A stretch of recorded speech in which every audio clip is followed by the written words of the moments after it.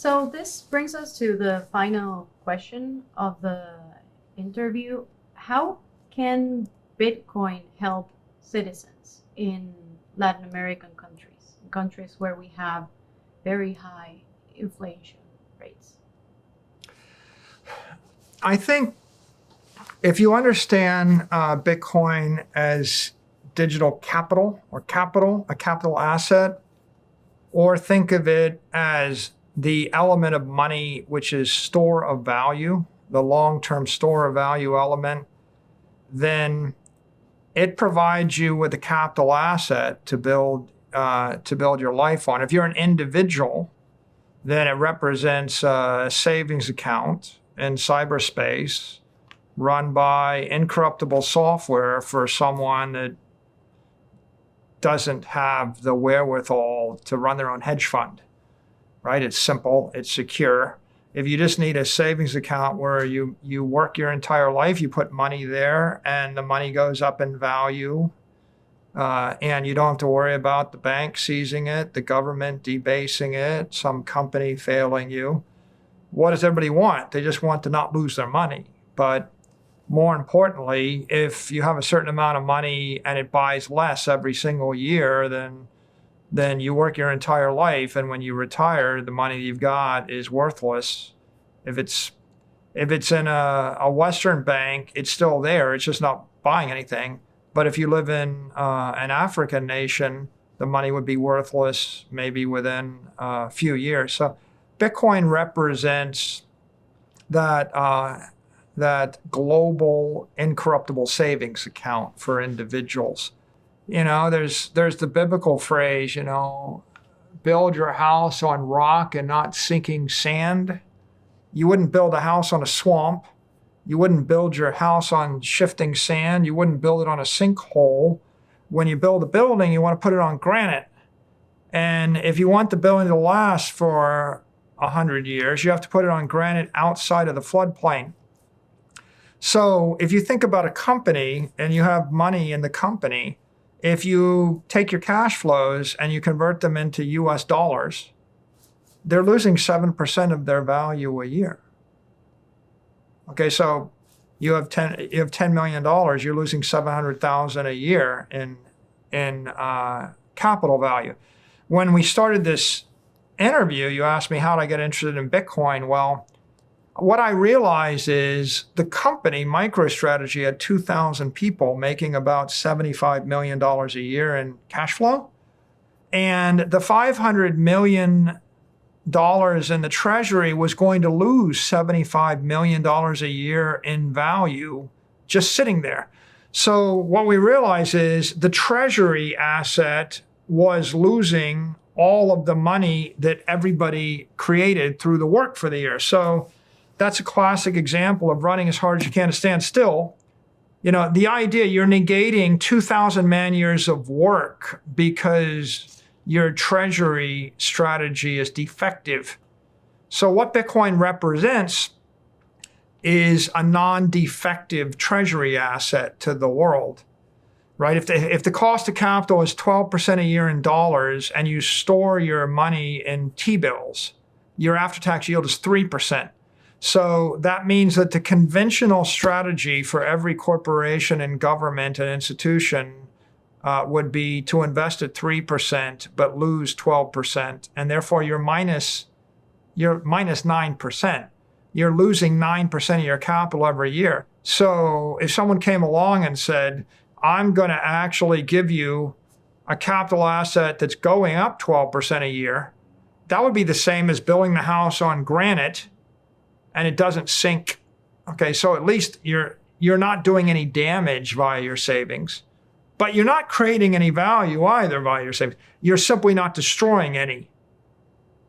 If you had an asset going up 24% a year, and Bitcoin's been going up much more than that, like it's gone up 40, 50% a year for the past 4 years, but if it goes up faster than the cost of capital, you're actually putting your corporation on a rising platform. That's what rich people do, right? If you're a very successful business person, you would say, I worked for 10 years and I invested it and I bought a bunch of apartment buildings and now the rent on the apartment buildings pay and I don't have to work anymore. and I retire early. Well, the reason you're doing that is because you're using appreciating property as your capital asset. You just have to have a lot. You have to be very lucky, and you have to be very talented to use property as capital asset. Because if you invest in the wrong buildings in the wrong neighborhood in the wrong country, maybe that doesn't work. Bitcoin represents this very straightforward global capital asset where a person working can save their life's work in a capital asset, and eventually they can retire and not work anymore.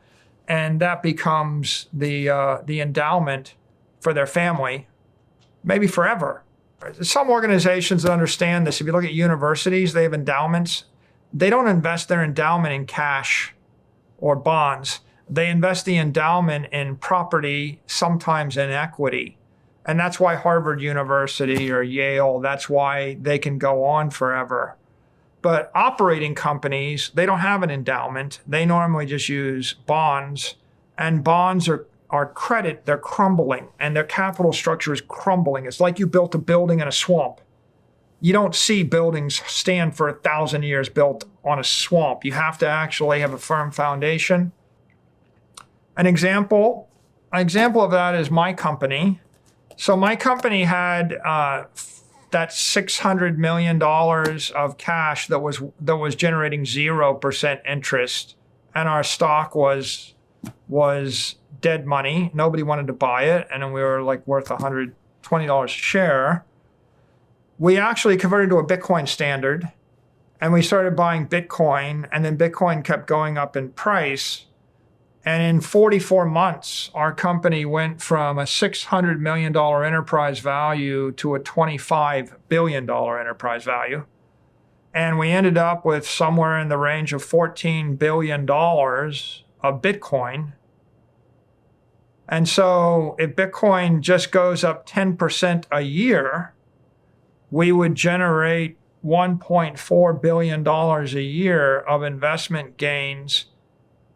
The company was only generating $70 million a year in profit. So we generate 20 years of profit, an entire generation of profit, even in a bad year with Bitcoin. Or another way to say it is, we have 100 years, worth of money. In essence, the entire company is now endowed with a bulletproof balance sheet. And before, what we had was a melting ice cube. It's kind of simple. You choose something going up 24% a year versus something going up 3% a year, and you compound that over the course of multiple years. And what you realize is that, at 24% a year, you double your wealth every 3 years. And you double your wealth 33 times in 100 years, right? And if you're only compounding at 3% a year, but the money is collapsing at the rate of 7 or 10% a year, then you'll never catch up. You'll just be impoverished. So I think Bitcoin, it represents a way out of that economic malaise. You can do it with $20 a week. You could do it with $20,000 a week. You could do it with $20 million a week. And everybody has the same rights. And you can do it in Nigeria, or you could do it in Argentina, or you could do it on the Upper East Side in Manhattan. There's no difference in access. No one gets special privileges. It's fair. It's equitable. You're buying a piece of property that every intelligent person in the world wants to make more valuable. So if you bought 10 acres in Alabama, there's nobody in Argentina trying to make the land in Alabama more valuable. And traders in Singapore aren't going to do anything with a computer to make the land in Alabama more valuable. But if you buy a Bitcoin in Alabama, then the more chaotic it is in Argentina, the more people want to buy Bitcoin in Argentina, making your Bitcoin more valuable. And then the smarter the trader in Singapore is, the more Bitcoin he or she needs, making your Bitcoin more valuable.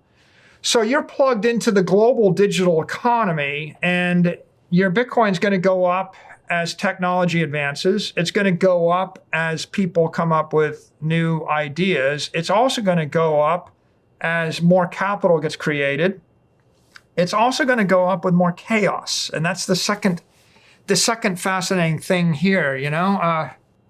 Satoshi created Bitcoin, and Bitcoin has embedded it into chaos engine. The more chaos in the world, the more valuable the Bitcoin is. And every single time an economy collapses, it creates a stampede toward Bitcoin. Every time someone prints too much money, it drives up the value of Bitcoin. Bitcoin's at an all-time high in Argentina. It's an all-time high in Turkey, right? If the Turkish government collapses, Bitcoin will be even more valuable.